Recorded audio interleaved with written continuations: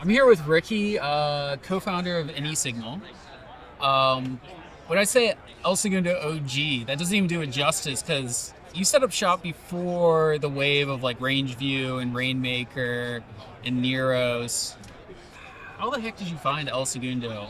Yeah, it's actually a funny story. Divine Providence is probably the best way to put it.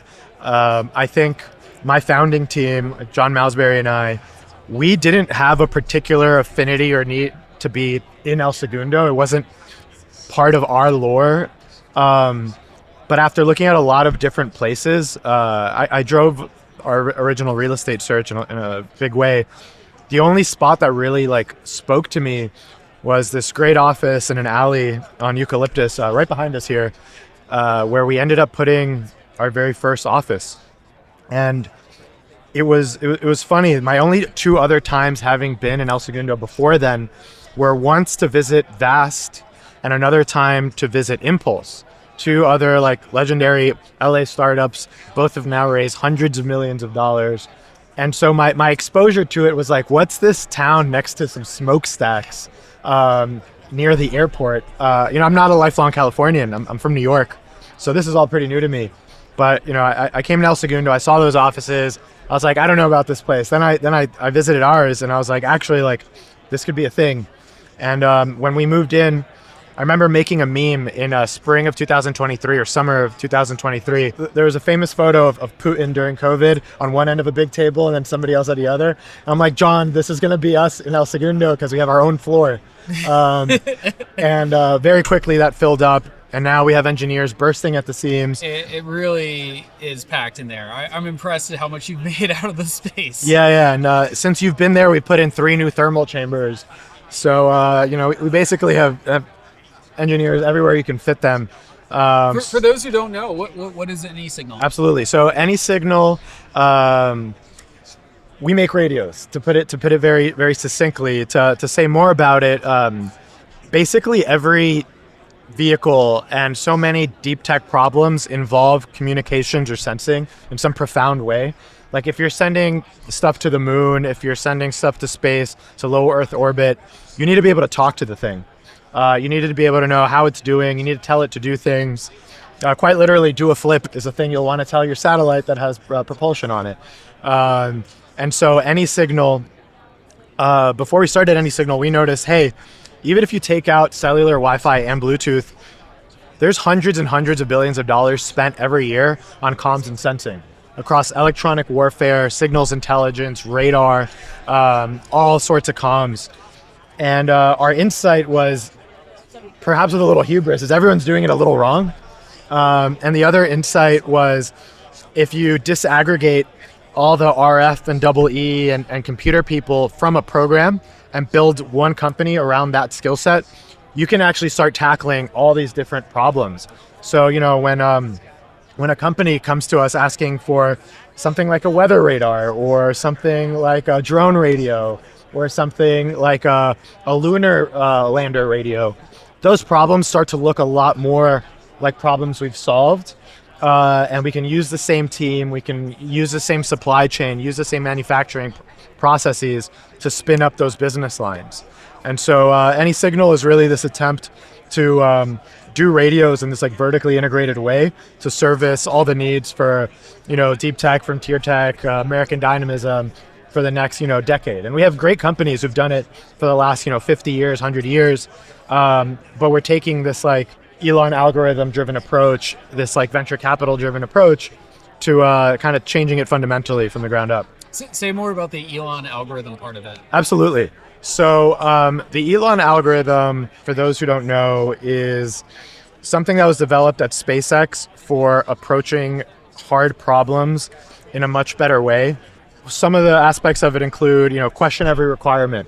And I think that's really the one that at Anysignal we drive the hardest. So, for example, when a customer is like, oh, we need the radio to do this thing, we have somebody, our CEO, who's launched probably more vehicles than almost anybody who wasn't, working at SpaceX for 8 years. And we can push back and be like, hey, you think you need these qualities from this product, let's work together and explain why you actually have a higher chance of what we call mission success if you think about it in this way and like change your requirements in this way. And it's not that like the things perform worse. It's that if you take this like iterative and full stack approach to things, maybe one component doesn't need to be as exquisite as you thought, but really your whole system could work better. And so that's a big part of how we do things at Anysignal. The ways this plays out at like SpaceX, for example, is they were using automotive grade compute and hardware in places where people were always using rad hardened components, which drives the cost up on a component like an order of magnitude or two.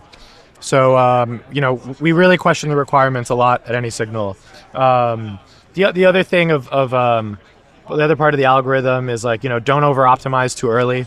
So we'll feel the pain a few times before we're like, okay, hire somebody around that. And so what that means is we run pretty lean. So we're doing a lot with very few people. And we've now felt the pain enough times that we're starting to open that up. Yeah. Well, off camera, you told me some exciting news. I don't know when you're gonna announce or if you want to share it now. This doesn't come out for a couple of weeks. Yeah, that's a perfect opportunity.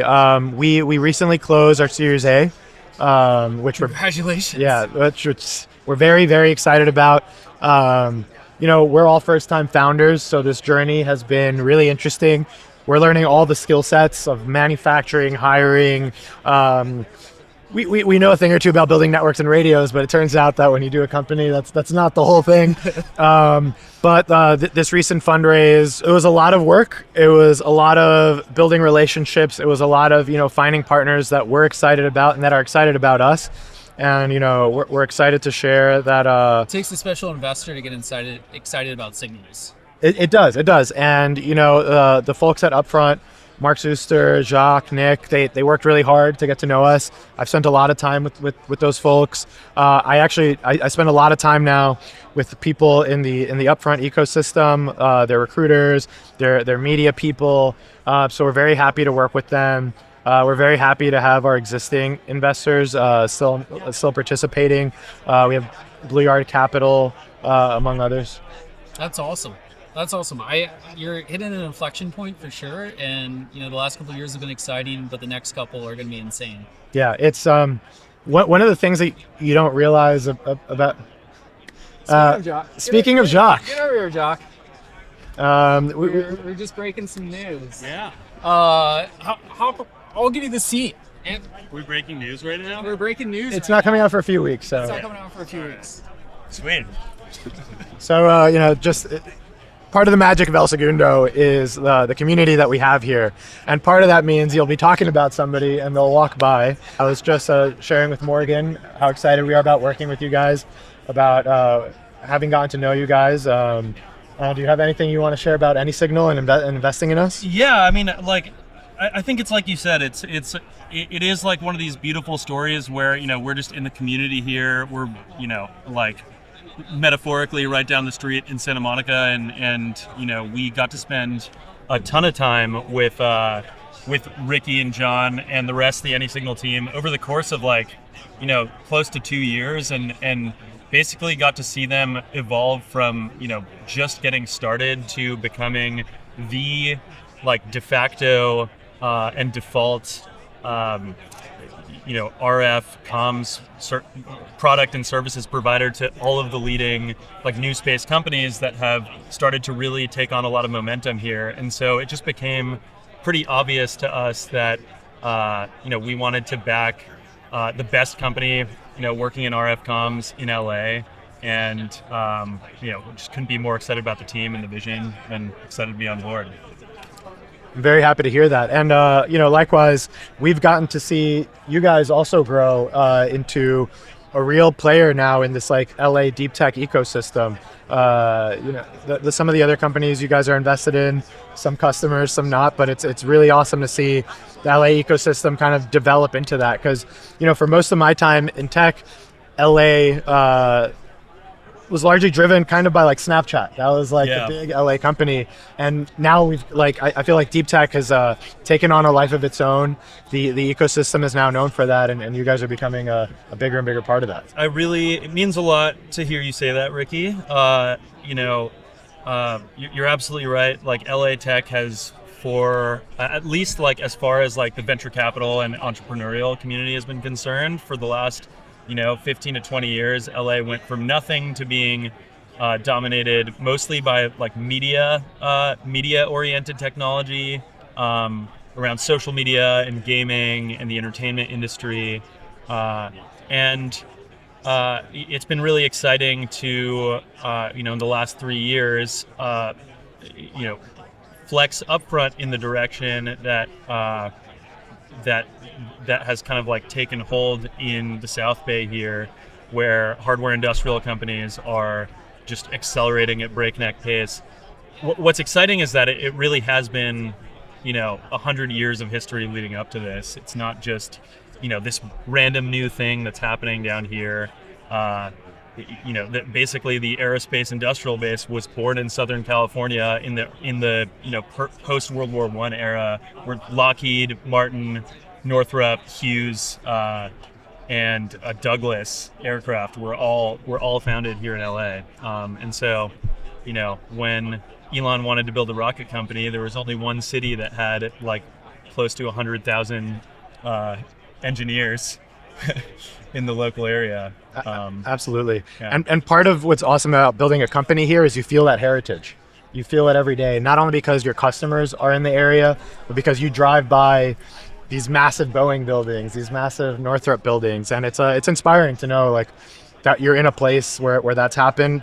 I feel like part of my pitch on LA always is, for me in building deep tech, it always feels like I'm in the right place at the right time.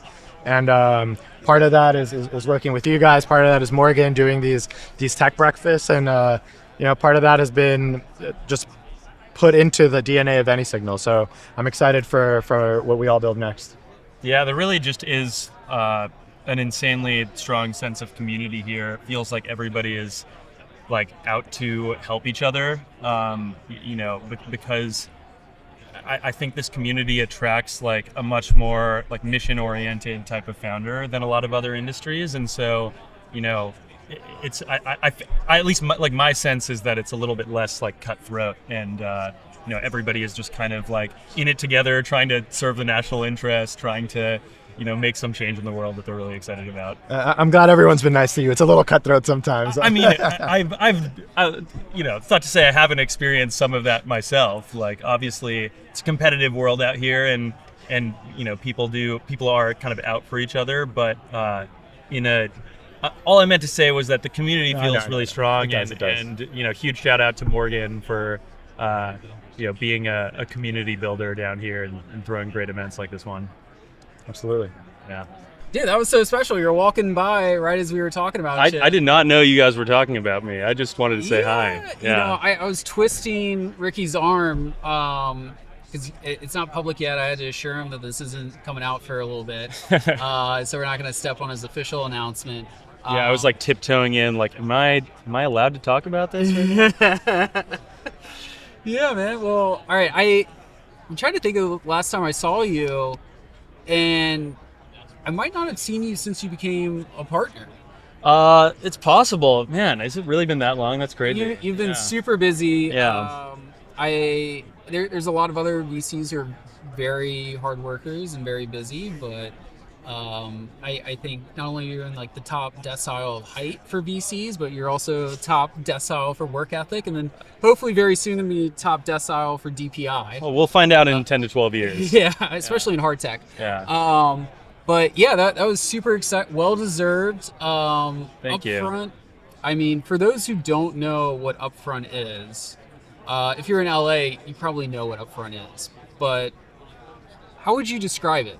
I'm happy to give some background. Upfront is kind of the longest standing, like most established, largest early stage fund that is headquartered in and has always been headquartered in Southern California. So we're about 30 years old at this point, and I think Upfront has always, over the last 30 years, had a focus. While we don't have like a strict geographic focus on like only investing in LA, like we have always had a lot of interest in supporting the tech and entrepreneurial communities that are concentrated down here. And so in the early days, that was, more retail focused, in the sort of aughts and early 2010s, that there was a lot more of like a media and consumer focus. And over the last 4 or 5 years, we've been moving far more actively into the kind of hard tech, aerospace, defense, and broader kind of hardware industrial ecosystem. It's like whatever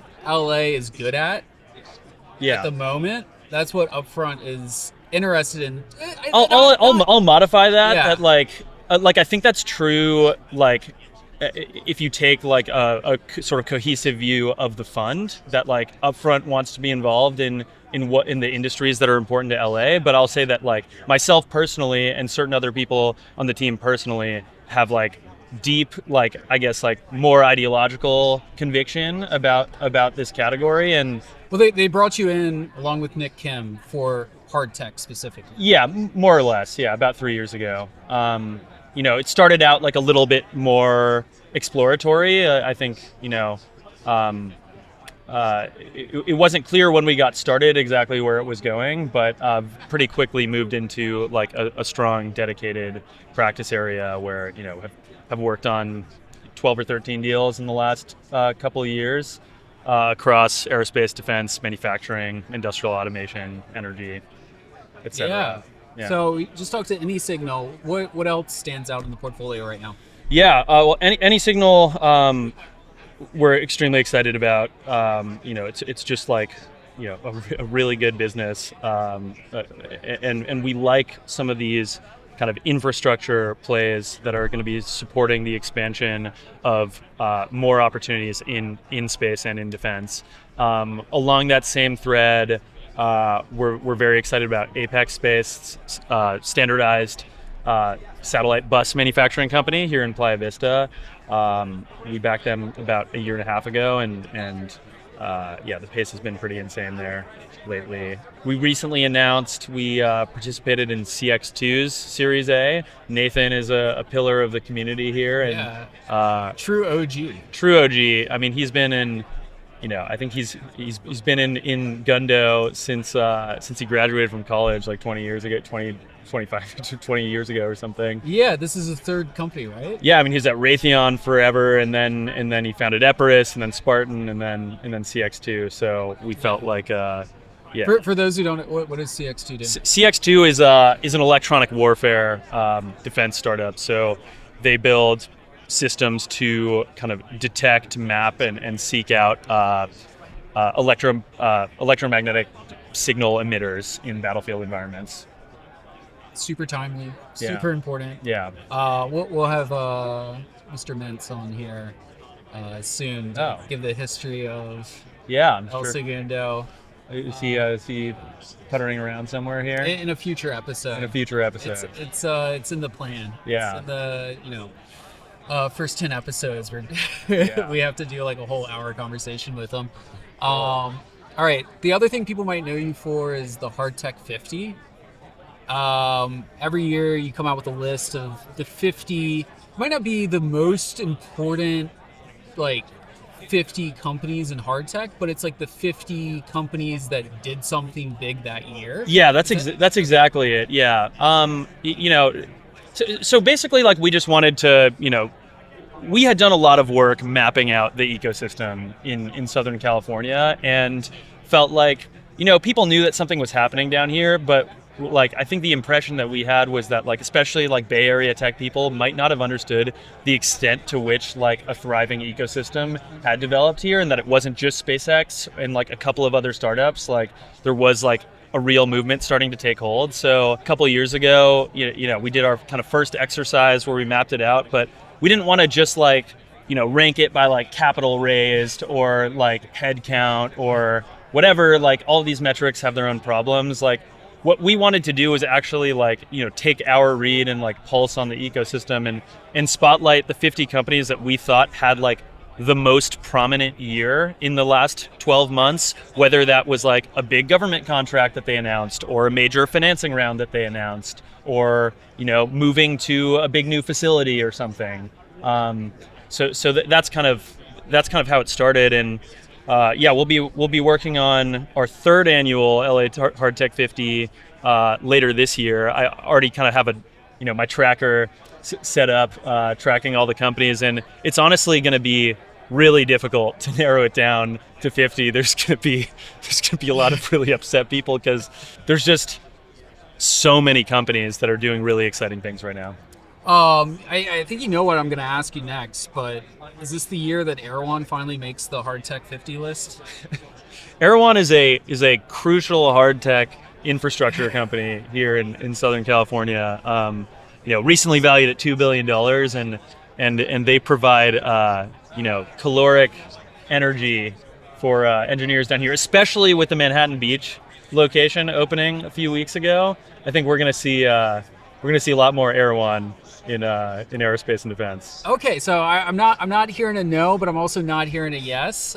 Maybe they get an honorary 51st spot on the list. Maybe. But Jacques, I just wanted, before I know you got to get up and get going, but before you get out of here, I wanted to just say thank you for being a big supporter of Tech Breakfast Club. And from the start, when we brought it from New York to LA, you immediately saw promise in it and have helped build it so much. And every month, it's like awesome to have an excuse to catch up with you. I really appreciate it. You're a fantastic community builder, and you're a great friend, and so the feeling is mutual.